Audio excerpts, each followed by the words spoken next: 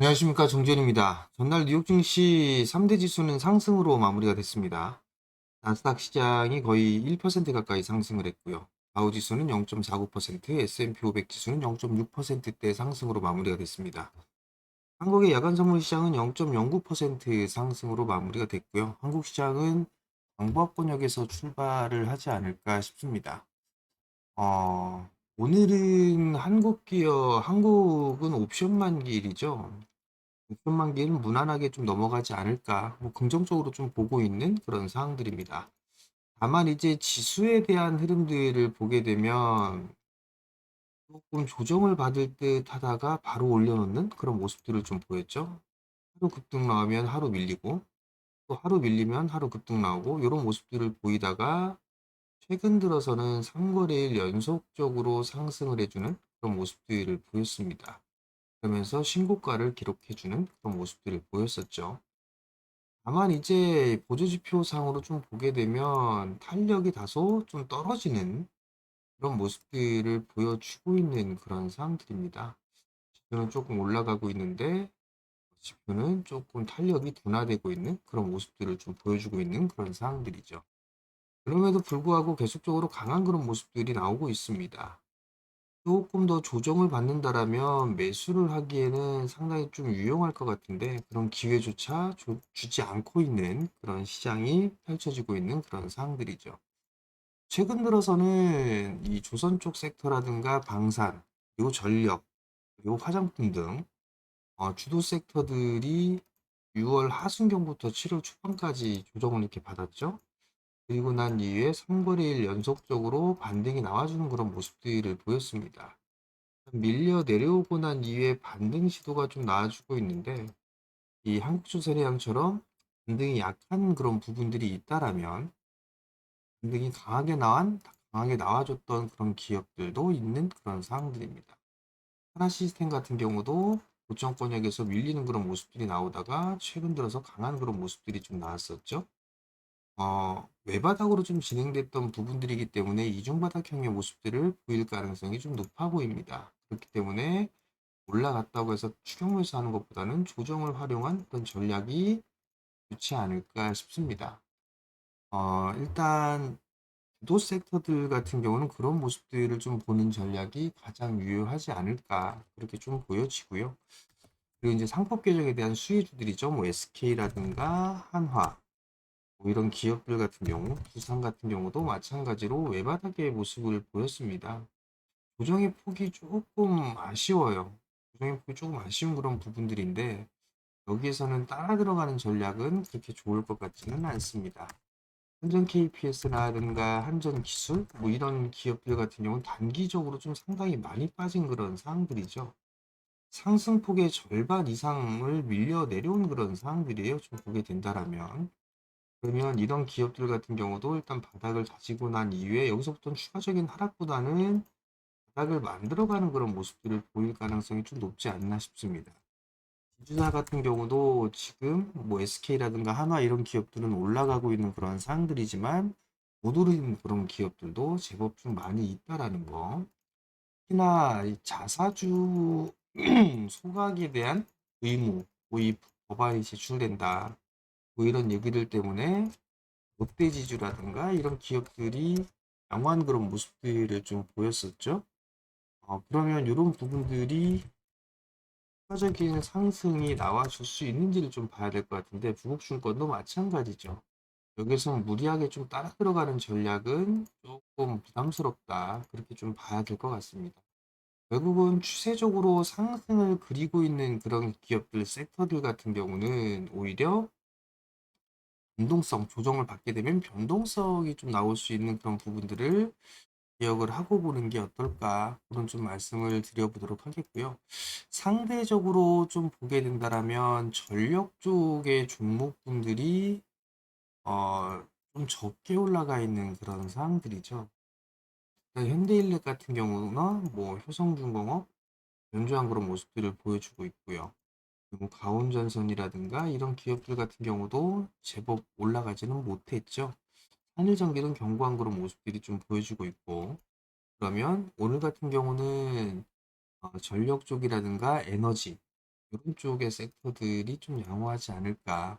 뭐 에너지 쪽 섹터라든가 여기서 보게 된다면 뭐 수소 쪽이라든가 아니면 태양광 뭐 이런 쪽의 종목군들이 흐름들이 좀 나올 수 있지 않을까 그렇게 좀 보여지고요. 가상화폐 관련주들도 흐름들이 양호할 것으로 좀 보게 됩니다. 그때 뭐 대표적으로 보게 되면 하나투자증권이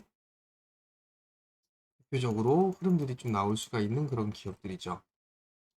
특히나 한국 시장 같은 경우는 이 상법 개정에 대한 이 부분들로 인해서 다른 국가들보다는 상당히 좀 큰 폭으로 상승을 하고 있고 열심히 좀 회복을 해주고 있는 그런 모습들을 보여주고 있는 상황들이죠. 거기에다가 이제 자사주 소각까지 법제화를 만든다. 이런 부분들 때문에 종목분들이 좀 괜찮은 그런 모습들을 보여주고 있습니다. 그러다 보니 종목별로 움직이는 그런 모습들을 보여주고 있고 테마성의 종목분들도 흐름들이 나와주고 있는 그런 상황들입니다. 그러면 추가적으로 상승 시도는 나올 수가 있습니다만 좀 더 아까 말씀을 드렸던 것처럼 보조지표 같은 경우는 좀 약해지고 있다라는 점 그리고 환율에 대한 부분들도 조금씩은 둔화되는 그런 모습들이 좀 나와주고 있어요. 환율 같은 경우도 조금 반등이 나와줄 수 있는 그런 구간대로 들어가는 그런 부분들이 아닌가 싶어요. 그러면 조정을 조금 받을 수 있지 않을까 그렇게 좀 생각을 하고 있거든요. 그러면 옵션 만기 이후에는 조금 조정을 받을 수도 있다. 그렇게 좀 생각을 하고 보는 게 좋지 않을까 싶습니다. 기본적으로 전략은 마찬가지입니다. 상승 추세에 있는 주도 섹터들 같은 경우는 변동성이 조정을 받게 되면 이 자체가 상당히 좀 크죠. 근데 많이 빠져있던 그런 종목군들 같은 경우는 변동성이 좀 더 적을 수가 있는 그런 장단점이 있습니다. 시세를 태우면서 진행이 된다라는 거, 이 부분들은 이격을 좁히는 그런 부분들이기 때문에 변동성이 좀 작다라는 거. 변동성의 측면으로 보게 된다라면 실제적으로 상승하는 기업들이 많이 올랐기 때문에 변동성이 더 클 수밖에 없는 그런 상황들이에요. 이 부분들을 좀 기억을 하고 보는 전략이 좀 좋지 않나라고 보여지고요. 어닝 시즌이 들어갔기 때문에 실적이 뭐 조선 쪽이라든가 방산, 그다음에 전력, 화장품 이런 쪽 같은 경우 실적 좋은 것들은 다 알고 있는 그런 상황들이죠. 이제 얼마만큼 가이던스를 제시를 하고 컨센이 나오느냐 여기에 따라서 충족하느냐 아니면 충족하지 못하느냐에 따라서도 변동성이 좀 나와줄 수도 있는 그런 상황들입니다. 그렇기 때문에 지금 구간에서 한 번 더 올라가는 그런 모습들이 나오게 된다라면 따라 들어가는 거는 좀 부담스럽다. 그렇게 좀 생각을 해볼 수도 있지 않을까 싶습니다. 결국은 이들 기업들 같은 경우는 조정을 조금 기다려보는 그런 전략이 좀 중요하지 않을까. 하나오션 같은 경우 보게 되면 올라갈 듯 하다가 매물 소화 과정을 좀 거치는 그런 모습들이 나와주고 있죠. 이런 모습들이 나오고 있는 종목분들이 좀 있을 거고, 그리고 다시 신고가형의 모습들을 보이는 그런 모습들이 좀 나올 수도 있을 거예요. 뭐 효성중공업처럼 쉬어갔다가 꾸준하게 다시 올라가는 그런 기업들도 있을 겁니다. 다만 이제 HB 현대 일렉트릭처럼 이런 구간들이 좀 필요하지 않을까 싶어요. 지금 구간에서는 이 구간대에 나왔다. 지금 구간은 여기에서 좀 보게 된다면 여기까지의 흐름들이 나와줬고 그리고 난 이후에는 이렇게 이제 이중바닥형의 모습들을 만들어가는 그리고 나서 매물 소화 과정을 거치는 그런 모습들이 나오지 않을까 그렇게 좀 예상을 하고 있습니다. 이렇게 되면 오르지 못했던 종목군들, 뭐 예를 들면 저 PBR 종목군들이라든가 고배당 종목군들이라든가 뭐 이런 기업들을 위주로 대안을 볼 수도 있을 것 같고요. 그리고 스테이블 코인 같은 경우도 아직까지는 이슈가 좀 남아있는 그런 상황들이죠. 그렇기 때문에 뭐 카카오라든가 네이버라든가 LG CNS 뭐 이런 기업들도 어, 매수 타이밍을 한번 잡아볼 수가 있겠죠. 그 이외에 뭐 중소형주들도 많이 있는 그런 상황들이니까 이런 쪽을 좀 본다든가 아니면 낙폭과대형 종목군들로 반도체 쪽이라든가 2차 전지 이런 쪽으로도 계속적으로 관심을 가지고 봐야 되지 않을까 싶습니다. 특히나 이 상법 개정에 대한 부분들로 인해서 자사주에 대한 보유 비중이 높은 그런 상황에서 저 PBR 이런 기업들이 흐름들이 좀 나와주고 있죠.